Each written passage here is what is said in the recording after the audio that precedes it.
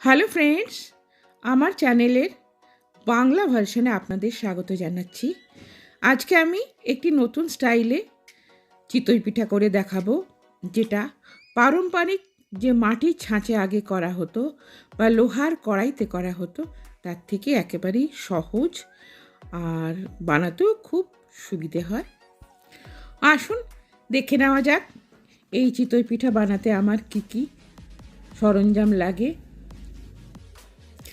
2 cup আতপ চালের গুঁড়ো আমি নিয়ে নিয়েছি একটি বাসনে, আর এটি আমি দোকান থেকেই কিনেছি।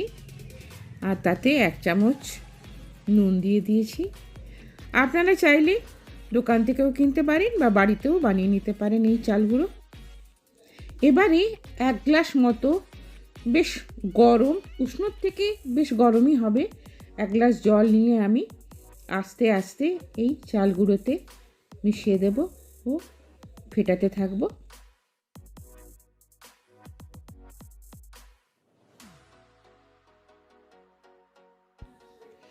জল সাবধানে অল্প অল্প করে মেশাতে হবে, কেননা খুব জল যেন বেশি না হয়ে যায়। ব্যাটারের কনসিস্টেন্সি দেখে জল মেশাতে হবে। 1 গ্লাস জল এতে লেগে যাবে। দেখুন 1 গ্লাস জল আমি পুরো দিয়ে দিয়েছি, আর কনসিস্টেন্সি আমার প্রায় এসে গেছে। দরকার পড়লে পরেও একটু ঠান্ডা জল দিয়ে যেতে পারে। এবারে ঢাকা দিয়ে 1/2 ঘন্টা মতো রেখে দিতে হবে। 1/2 ঘন্টা আমাদের পার হয়ে গেছে, চলুন এবারে পিঠে করা যাক। দেখুন আমি একটি অ্যামাজন থেকে নেওয়া কাস্ট আয়রনের আপাম করার বাসন এর জন্য ব্যবহার করেছি। এটি আমি গ্যাসে চাপিয়ে দিয়ে গ্যাস অন করে দিয়েছি, আর খুব হাই ফ্লেমে একে রাখতে হবে ও খুব গরম করতে হবে। খুব গরম না হলে কিন্তু পিঠে এর মধ্যে চিটে যাবে ও ভালো করে উঠবে না। এবারে একটু তেল এতে দিয়ে দিয়ে তারপরে আমি ব্যাটার দিয়ে দিচ্ছি, ছাঁচগুলোতে পুরো ভরে দিচ্ছি। এবারে একটি স্টিলের প্লেট দিয়ে ঢেকে আমি প্রায় 5 থেকে 6 মিনিট আঁচ কমিয়ে দিয়ে ছেড়ে দেব। দেখুন 6 মিনিট পর আমি ঢাকনা খুললাম আর দেখছি সমস্ত পিঠে হয়ে গেছে, কেননা উপরে শুকনো হয়ে গেছে, আর তা দেখেই বোঝা যাবে যে পিঠে আমাদের হয়ে গেছে। এবারে উল্টো করে একটুখানি কিছুক্ষণ রেখে দিলেই আমাদের পিঠে হয়ে যাবে।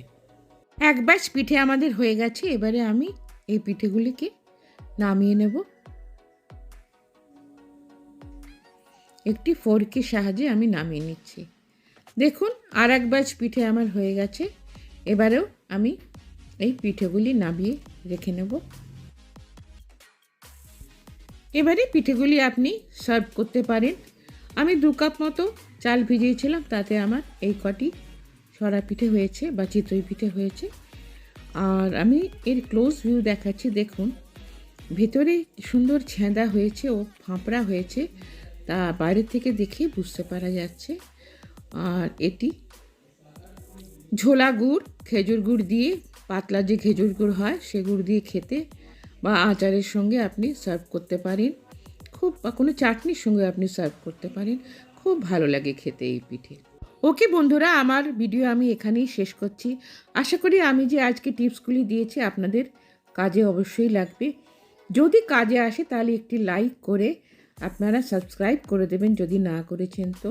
আর যদি কমেন্ট দেওয়ার থাকে সেটিও আপনি দিতে পারেন।